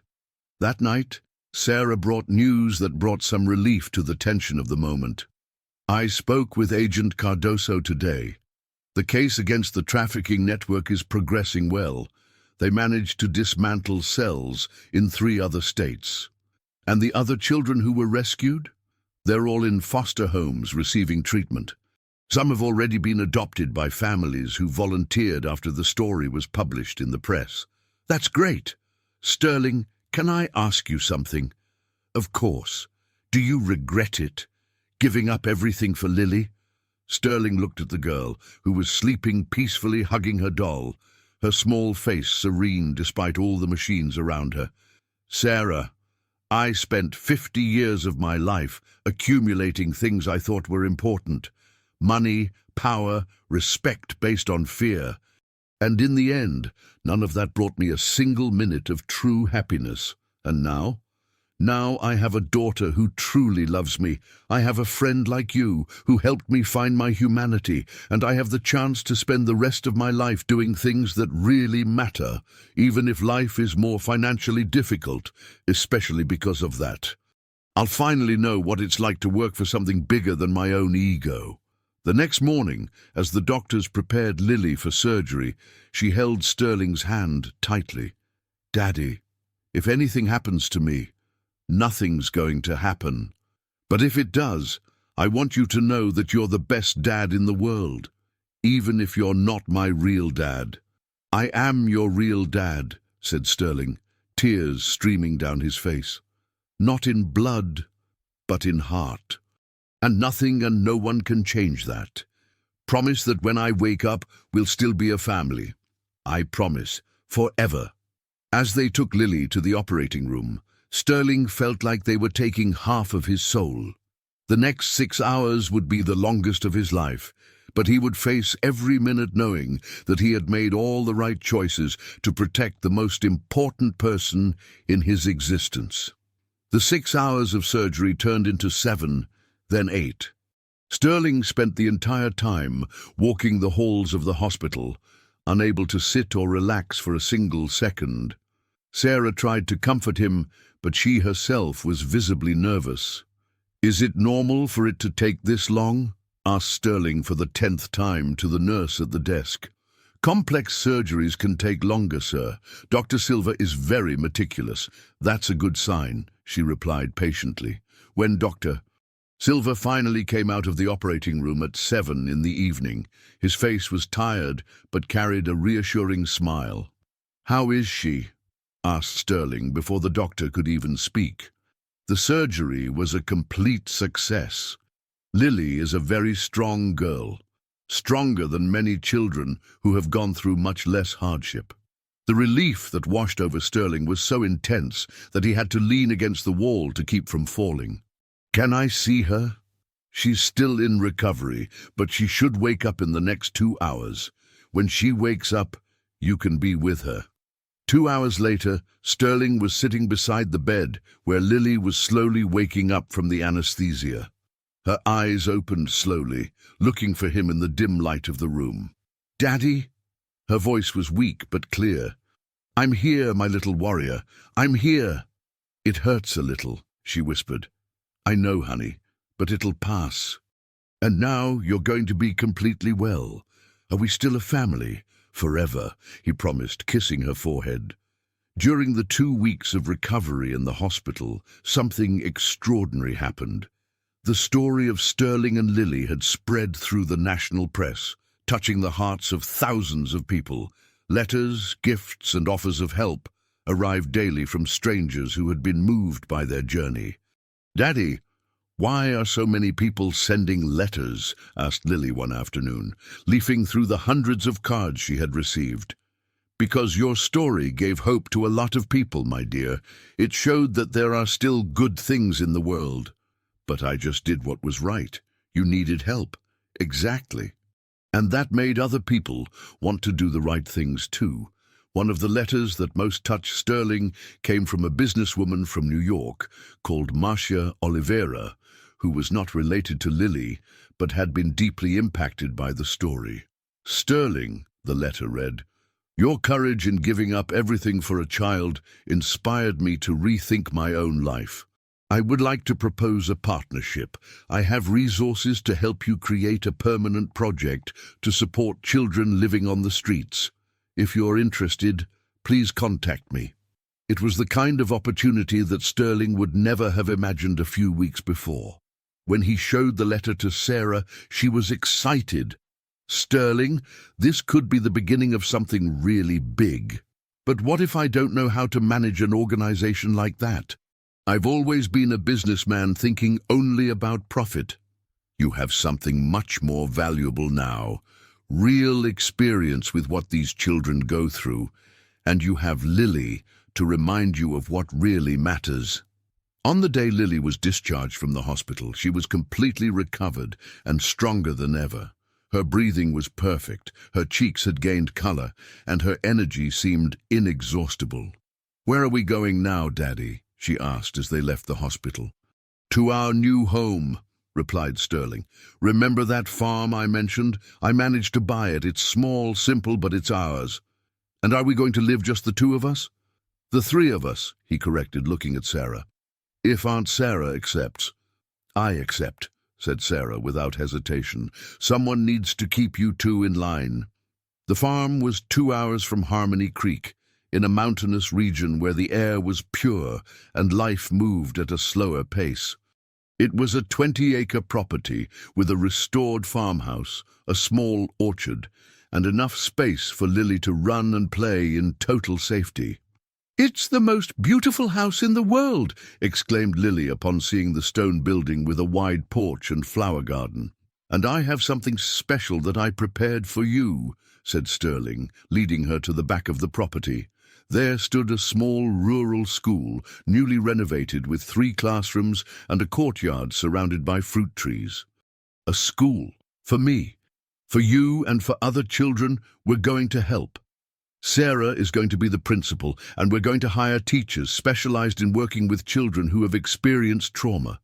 Are we going to help children like I was before?" "Exactly like you were before." In the following months, the small school grew rapidly. Marcia Oliveira fulfilled her promise of partnership, investing substantial resources in the project. Other companies and individuals joined the initiative, creating a support network that allowed them to expand services. The first class had 12 children, all rescued from situations of abandonment or exploitation. Lily became a kind of informal ambassador for the project, helping the new children to adapt and showing that it was possible to overcome the traumas of the past. "You know what impresses me most about her," said Sarah to Sterling one afternoon, watching Lily teach a younger girl to draw birds. "What?" "How she transformed her own pain into compassion for others. She could have become bitter, distrustful, but she chose to use her experience to help." "She teaches me something new every day," admitted Sterling. "Yesterday she told me that she doesn't understand why adults complicate simple things so much." She's right. It was during one of those quiet afternoons that Sterling received an unexpected call. It was Ricardo Campos, his former partner. "Sterling, I need to talk to you." "Ricardo, what's wrong?" "The company's going bankrupt." Without your management and without the values you implemented, we lost most of the experienced employees and the trust of the suppliers. Sterling felt no satisfaction with the news, only sadness. I'm sorry to hear that. Listen, we made a mistake. We want to offer you back the presidency of the company with full autonomy to implement your policies. I'm not interested, Ricardo. But Sterling, you can save hundreds of jobs. And imagine the money you could use for your social projects. My answer is no. I found something much more important than money. More important than saving a company you built? Much more important. I found a daughter, a family, and a mission that really makes a difference in people's lives. When he hung up the phone, Lily appeared running with a paper in her hand. Daddy, look what I drew. It was a drawing of the farm, with all the children from the school playing in the courtyard. In the center, there were 3 figures holding hands, her, Sterling, and Sarah. Above all the figures, colorful birds flew towards the sun. It's beautiful, my artist. What do the birds mean? They're all the children we're going to help. They're flying free now, like me. That night after Lily fell asleep, Sterling and Sarah talked on the porch of the farm, watching the stars over the mountains. Do you have any regrets? Asked Sarah. About what? About trading a life of luxury for all this. Sterling looked around, the simple but cozy house, the sound of children playing during the day, the peace of knowing that he was doing something truly important. Sarah, for the first time in my life, when I wake up in the morning, I don't think about how much money I'm going to make today. I think about how I can make Lily smile, about which new child we're going to help, about how I can be a better person than yesterday. And that's enough? It's more than enough. It's everything. That night, Sterling fell asleep knowing that he had found something he had been looking for his whole life without knowing it. A purpose greater than himself. And it had all started with a 4-year-old girl who had chosen to save a stranger from the flames, proving that goodness still existed in the world. But his journey of transformation had not yet come to an end. The most important chapter of their lives was yet to be written. 6 months after moving to the farm, the life of Sterling and Lily had found a perfect rhythm. The girl, now 5 years old, was completely recovered from surgery and demonstrated an exceptional intelligence that impressed all the teachers at the small school. "Daddy, can I tell you a secret?" said Lily one morning, as they had breakfast in the sunny kitchen of the farm. "Of course, my dear, you can tell me anything. Sometimes I dream about my real parents, and they say they're happy because you take care of me." Sterling felt his eyes fill with tears. "And how do you feel about that?" "I'm happy too, because I know they loved me, and you love me, and I can love both of them without being sad." Lily's emotional maturity never ceased to amaze Sterling. At 5 years old, she had learned to process traumas that would destroy many adults. It was on that quiet morning that Sarah came running from the school with an urgent look on her face. "Sterling, we need to talk. It's about Lily. What happened? Did she do something?" "No, it's not that. It's about a discovery we made." They went to the office while Lily continued playing in the garden, oblivious to the serious conversation that was about to take place. "Remember you mentioned how Lily taught herself to read and do math on the streets," began Sarah. "I remember. I always thought it was impressive.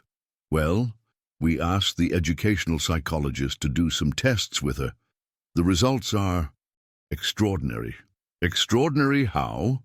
"Lily has an IQ of 165. She's officially gifted, Sterling. Her brain functions at a level far superior to that of most children, and even many adults." Sterling was silent for a moment, processing the information.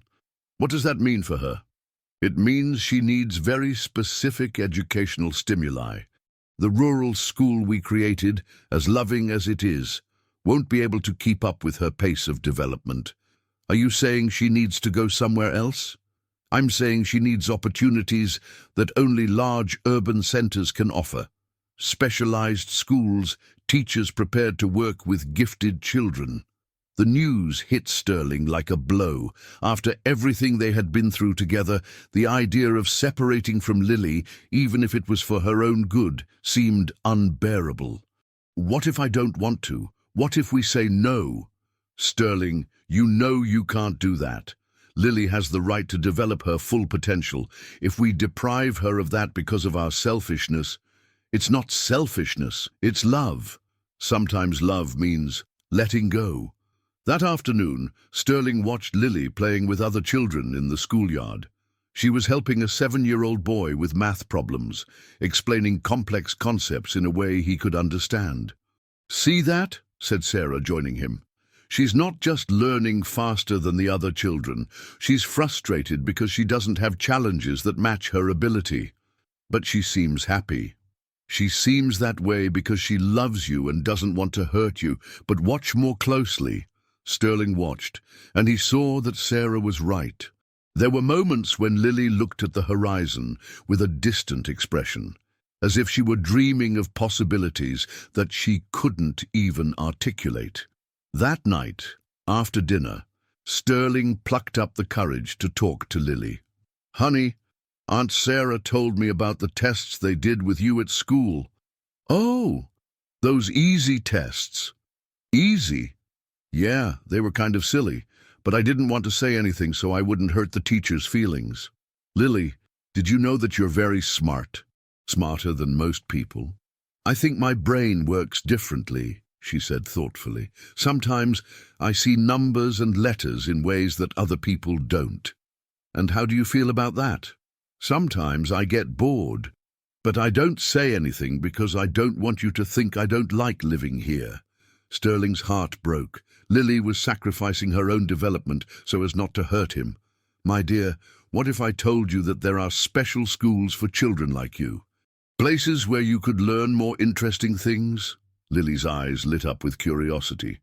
"What kind of things?" "Science, advanced mathematics, foreign languages, arts. Everything you wanted to learn. And I'd be far away from you?" "Maybe. For a while." Lily was quiet for a few minutes, processing the information with her impressive maturity. "Daddy, can I ask you a hard question?" "Of course. If I go to one of those schools and get really smart, will you still love me the same?" The question hit Sterling like a knife. "Lily, I'll love you forever, no matter what happens. You could become the smartest person in the whole world, and my love for you would only grow. And if I want to come back, there will always be a place for you here. This will always be your home. Then, maybe I can try. For a little while." In the following days, Sterling and Sarah exhaustively researched the best educational options for gifted children in the United States. They discovered a school in New York City specializing in exceptional students, which offered not only advanced academic education, but also psychological support for children who had experienced trauma. "The headmaster of the school wants to meet Lily personally," said Sarah after a phone call. "He was very impressed with the test results." "And what about the financial aspect?" "It's expensive, but with the resources from the foundation we created and the donations we continue to receive, we can cover the costs." A week later, the three traveled to New York City. Lily was fascinated by the big city, asking questions about everything she saw along the way. The Bright Futures Academy was located in a leafy neighborhood, with a modern but welcoming structure. The headmaster, Professor Henry Almeida, a 60-year-old man with decades of experience in special education, greeted them personally. "Lily," he said, crouching down to the girl's height, "I heard you're very special." "Everyone is special in some way," she replied, making the professor smile. "You're right, but you're special in a very rare way. Would you like to see our school?" During the tour of the facilities, Lily was delighted. There were science labs, a huge library, art rooms, and even an astronomical observatory on the top floor. "Daddy, look!" she exclaimed upon seeing a group of children working on a robotics project. "They're building real robots." "Want to try?" asked one of the teachers. Lily joined the group and, in a matter of minutes, was contributing ideas that impressed even the older students. She has a natural gift for solving complex problems, whispered Professor Henry to Sterling. It's rare to see such a young child with this capacity for abstract thought. At the end of the visit, Lily was radiant with excitement. Daddy, can I really study here? If you want to, yes. I want to. But what, dear? Can I visit you every weekend? Of course you can. And I'll call you every day. Then it's decided. That night, at the hotel, while Lily slept, Sterling and Sarah discussed the decision. It's going to be hard to be away from her, admitted Sterling. It will be, but think of everything she'll be able to achieve with the right education. What if she forgets about us? What if the sophisticated life of the city makes her lose interest in the farm? Sterling, you know Lily. She may be gifted, but she has the purest heart I've ever seen. She'll never forget where she came from, or who loved her when she needed it most. A week later, they were back at the farm, preparing Lily's things for the move. The girl had decided to take only the essentials, some clothes, her doll Clara, and a drawing she had made of the farm. "So I don't forget home," she explained. On the day of departure, all the children from the school gathered to say goodbye to Lily. She'd become an older sister to all of them, and the separation was difficult for everyone. "I'll write letters to you," she promised. "And when I learn new things, I'll teach you when I come to visit." When it finally came time to leave her at the school in New York City, Sterling felt like he was giving away half of his soul. "Daddy, don't be sad," said Lily, hugging him tightly. "I'll always be your daughter no matter where I am, and I'll always be your dad no matter what happens. Promise?" "I promise. Forever." As he drove back to the farm, Sterling couldn't stop crying. He had done the right thing, but that didn't make the farewell any less painful. Sarah, who was also fighting back tears, tried to comfort him. "She's going to do well, Sterling, and she'll come home even more special than she already was."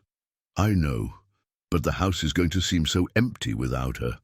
That night, alone in his room on the farm, Sterling looked at the small bed that had belonged to Lily and realized that his journey of transformation had reached another turning point. Learning to love also meant learning to let go, even when it broke your heart. 3 months had passed since Lily had entered Bright Futures Academy, and life on the farm had found a new rhythm, although much quieter. Sterling kept his promise to call her every day, and the weekends she spent at home were the happiest moments of the week. "Daddy, I learned about astronomy this week," Lily told him excitedly during one of her visits. "Did you know that there are billions of stars and that there might be life on other planets?" "Really? And what else did you learn?" "I'm learning French too. Bonjour, papa. Ça va bien?" Sterling smiled, seeing how Lily's eyes shone when she talked about her discoveries. It was evident that she was thriving in the right educational environment. But it was on a Tuesday call that Lily gave him news that would change everything again. "Daddy, Professor Henry wants to talk to you and Aunt Sarah. It's about a very special opportunity." "What kind of opportunity?" "He said he needs to explain it in person, but it's about me being able to study in another country." Sterling's heart raced. "Another country?" "Yeah, something about a program for gifted children, but I'll only go if you let me, okay?" On Friday, Sterling and Sarah traveled to New York City for the meeting with Professor Henry. The headmaster greeted them in his office with a serious but animated expression. "Sterling, Sarah, you need to know that Lily is a truly exceptional child. In 3 months, she's already working with concepts that we normally teach to children of 10 or 12 years old." "Is that good or worrying?" asked Sterling. "It's extraordinary, and that's why I received a very special proposal." The professor opened a folder on the table. "Oxford University in England has a pilot program for gifted children from developing countries. They offer a full scholarship, housing, and personalized educational support." Sterling felt the world spin around him. "Oxford? In England? How long would it be for?" asked Sarah, trying to keep calm. "Initially 2 years. Then, depending on her progress, it could be extended." And does Lily know about this? I mentioned it briefly, but said I needed to talk to you first. The decision is exclusively yours. Sterling stood up and walked to the window, watching the children playing in the schoolyard. Among them he could see Lily talking animatedly with a group of older students, clearly explaining some mathematical concept. Professor Henry, can I be direct? Of course. If we say no, would we be hurting Lily's future? The professor thought carefully before answering. Sterling, Lily has an intellectual potential that I see perhaps once in an entire career. She could become a renowned scientist, a brilliant mathematician, a person who would truly change the world. And if she stays here in the United States, she would still be an exceptional person, but perhaps she wouldn't reach her full potential. Sterling returned to the chair, feeling the weight of another impossible decision. Can we talk to her? Of course. But remember, she's only 5 years old. The responsibility for the decision is yours. When Lily entered the room, she ran immediately to hug Sterling. Daddy, I didn't know you were coming today. We wanted to surprise you and talk about the opportunity that Professor Henry mentioned. Lily sat between Sterling and Sarah, her expression becoming serious. It's about Oxford, isn't it? It is. What do you know about it? I know it's a very famous university in England, and that they want me to study there for a few years. And how do you feel about that? Lily was quiet for a long moment, her impressive maturity once again evident. I'm scared, she said finally. Scared of what? Of being away from you for too long, and of you forgetting about me. Sterling picked her up in his arms. Lily, listen carefully. I will never, ever forget about you. You are my daughter forever. Even if I stay away for a long time, even if you stay away for 100 years, and if I get very smart and you can't understand the things I learn anymore. The question broke Sterling's heart. My dear, I may not understand complicated mathematics or advanced sciences, but I'll always understand you. I'll always understand when you're happy, sad, scared, or proud. Promise? I promise. Lily looked at Sarah. Aunt Sarah, what do you think? I think you're a very special girl, and that special people sometimes need to do difficult things to become all they can be. But it'll be sad to be alone in such a faraway place. You won't be alone, said Professor Henry. Oxford has a special structure for children like you. There would be other gifted young people, dedicated tutors, and daily video calls with family. Video calls every day? Lily's eyes lit up. Every day. And visits during the holidays. That night at the hotel, the three talked at length about the decision. Daddy, can I tell you something? Always my warrior. Sometimes I dream that I'm flying very high, seeing things that no one else can see. Would Oxford help me fly higher? Maybe it would, yes. And would you be proud of me? Lily, I'm already prouder of you than any father could be. You saved me from an empty life and taught me what it is to love truly. Then, I think I want to try. The decision was made, but the preparations would still take 2 months. During this time, Sterling tried to spend as much time as possible with Lily, creating memories that would sustain them during the years of separation. It was during one of these visits that something unexpected happened. Lily was playing in the farm's garden when she tripped and fell, seriously injuring her knee. When Sterling ran to help her, she was crying not from pain, but from fear. Daddy, what if I get hurt at Oxford and you're not there to help me? My dear, you are the bravest child I know. Remember when you saved me from the burning car? A girl who had the courage to do that can overcome any challenge. But that time I wasn't alone. You were there, even unconscious. And I'll be with you in Oxford too, even though I'm far away. Every time you feel alone or scared, you can call me. And I'll be here cheering you on every day. Promise you'll come get me if I can't do it. I promise. If at any moment you want to come home, I'll come get you. No matter what I'm doing, no matter where I am. On the day of departure for Oxford, the entire farm community gathered to say goodbye to Lily. The children from the school had made a photo album with drawings and affectionate messages. "So you don't forget about us," said Anna, one of the girls that Lily had helped in the early days. "I'll never forget," promised Lily, hugging each child. At the airport, the farewell was even more difficult than the first time. Lily, now 6 years old, understood better the magnitude of the separation. "Daddy, thank you for letting me fly high," she said, hugging him. "Thank you for teaching me that true love sometimes means letting go. I'm going to miss you every day, and I'm going to miss you, but I'll be here when you come back. Forever, forever." As the plane took off, taking Lily towards a new adventure, Sterling watched until it disappeared completely into the sky. Sarah was beside him, also crying. "You did the right thing," she said. "I hope so. I hope that when she comes back, she still recognizes me as her father. Sterling, the love that you have won't change because of the distance. If you have changed from a cold businessman to a loving father, you can overcome anything." That night, alone on the farm, Sterling received Lily's first video call from Oxford. "Daddy, I arrived safely.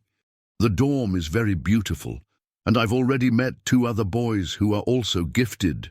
Seeing her radiant smile through the screen, Sterling knew that he had made the right decision. His daughter was soaring, just as she deserved, and he would be there always to be her safe harbor when she needed to land. 2 years had passed since Lily had left for Oxford, and the daily communication between father and daughter had never faltered. Sterling followed every discovery, every achievement, every moment of growth of the girl who continued to be the center of his existence, even thousands of miles away. "Daddy, I have incredible news," said Lily during a video call one morning in December. She was now 8 years old, but her maturity and intelligence impressed even the professors at Oxford. "Tell me, my genius." "The professors said I can participate in research on mathematics applied to environmental sustainability." "And do you know what that means?" "Explain it to me." "It means I can use numbers to help save the planet. Like you and Aunt Sarah saved children, I can save trees and animals." Sterling smiled, seeing how Lily had inherited not only exceptional intelligence, but also his newfound desire to use her talents to help others. "That's wonderful, dear. And when are you going to start?" "I've already started. But Daddy," her voice became more serious, "I have something important to tell you." "What is it?" "The professors offered for me to continue here for 2 more years. They say I can make very important discoveries." Sterling's heart tightened. 2 more years away from his daughter seemed like an eternity. "And what do you want to do?" "I want to accept, but only if you agree, and only if you promise you won't be too sad. Lily, listen to your dad. You have an incredible gift, and if Oxford can help you use that gift to do good things in the world, then that's where you should be. Even if it means staying away longer, even so. Because I know that in the end, you'll come home even more special than you already are." "Daddy?" "Yes?" "Thank you for always letting me choose my own path." That same week, Sterling received a completely unexpected visit. It was Agent Cardoso, whom he hadn't seen in almost 2 years. "Sterling, I need to talk to you about something very important." "What is it, Agent?" "It's about Carl Peterson and the trafficking network that we dismantled. I thought the case was closed." "The local case, yes, but we discovered that the network was much larger than we imagined, and your daughter Lily was instrumental in our investigation." Sterling became alert. "How so?" "The information she gave us about the important men who visited Peterson's warehouse led us to discover an international trafficking network that operated in 12 countries. And we managed to dismantle the entire operation. We saved more than 200 children in situations similar to the one Lily lived in, all because of the courage of a 4-year-old girl who refused to be silent." The revelation moved Sterling deeply. Lily had saved not only him, but hundreds of other children. "There's something else," continued the agent. "The federal government wants to honor Lily, and you too, for the work you developed at the farm." "What kind of honor?" "A Medal of Social Merit and substantial funding to expand the school project to other regions of the country." 2 weeks later, at a ceremony in Washington, D.C., Sterling received the medal on behalf of Lily, who participated in the ceremony via video conference directly from Oxford. "This medal represents not only the courage of an exceptional child," said the secretary during the ceremony, "but also the transformative power of a father's unconditional love." During his speech, Sterling looked at the screen where Lily was watching him with pride. "This medal is not mine," he said. "It belongs to an 8-year-old girl who taught me that true wealth is not in what we accumulate, but in what we are able to give." Lily Thompson saved my life twice. First, literally pulling me from the flames of a burning car, then pulling me from the cold flames of a life without purpose. After the ceremony, Lily called him, radiant with happiness. "Daddy, I'm so proud of you." "And I of you, my warrior. You saved many more lives than you imagined." "Do you know what I discovered here at Oxford?" "What?" "That there are many types of family. There's blood family, choice family, and heart family. And we are all 3 types at the same time." 6 months later, in the spring, Sterling received the call he had been waiting for a long time. "Daddy, can I come home for the holidays? For a whole month?" "Of course you can. I'm here waiting for you." "And Daddy, I have a surprise for you." "What surprise?" "You'll find out when I arrive." When Lily got off the plane at the Charleston airport, Sterling barely recognized her. She was taller, more mature, but her eyes still had the same loving sparkle as always, and in her hands she carried a folder of documents. "What is that?" he asked, hugging her. "My surprise. I developed a project at Oxford that can help thousands of children in the United States." During the trip back to the farm, Lily explained her project. A personalized education system that used artificial intelligence to identify gifted children in underserved communities and create specific educational programs for them. "Imagine, Daddy, how many children like me are on the streets, wasting their talents because no one realized they're special. And how would it work? I created algorithms that can identify patterns of giftedness through simple tests. Then the system creates a personalized educational plan for each child." "That's amazing, Lily. And the best part, the professors at Oxford want to implement the project here at our school first, as a pilot." When they arrived at the farm, Lily ran through all the rooms as if she were rediscovering her home. In her old room, she stopped in front of the window that overlooked the orchard. "I miss this place so much," she said. "And it missed you. Daddy, can I tell you a secret?" "Always." "Sometimes, when I was studying very difficult things at Oxford, I would close my eyes and remember the day I saved you from the car. I remembered how good it felt to help someone, and that gave me strength to continue. Do you know what's funny?" "What?" "I do the same thing. When things get difficult here, I remember how a little 4-year-old girl had the courage to break the glass of a burning car to save a stranger. And I think, if she could be so brave, so can I. We're a good team, aren't we? The best team in the world." That night, during dinner at the farm, with Sarah and all the children from the school gathered to celebrate Lily's return, Sterling made a proposal that he had been holding on to for months. "Lily, I know you still have 2 years of studies at Oxford ahead of you." "I do. But how about when you finish there, we go back to where it all started?" "What do you mean?" "We could plant a tree in the exact place where the accident happened, a tree that grows and bears fruit, symbolizing all the good that came out of that moment." Lily's eyes filled with tears of happiness. "I'd love to do that, Daddy. And when the tree is big, other children will be able to play in its shade. And maybe some of them will be gifted and not know it yet." "Exactly." 3 years later, on a sunny morning in March, Exactly 5 years after the accident that changed their lives, Sterling and Lily, now 11 years old and prematurely graduated from Oxford, were standing in the place where it all began. The road had been paved, the region was more developed, but they found the exact spot where the Mercedes had flipped.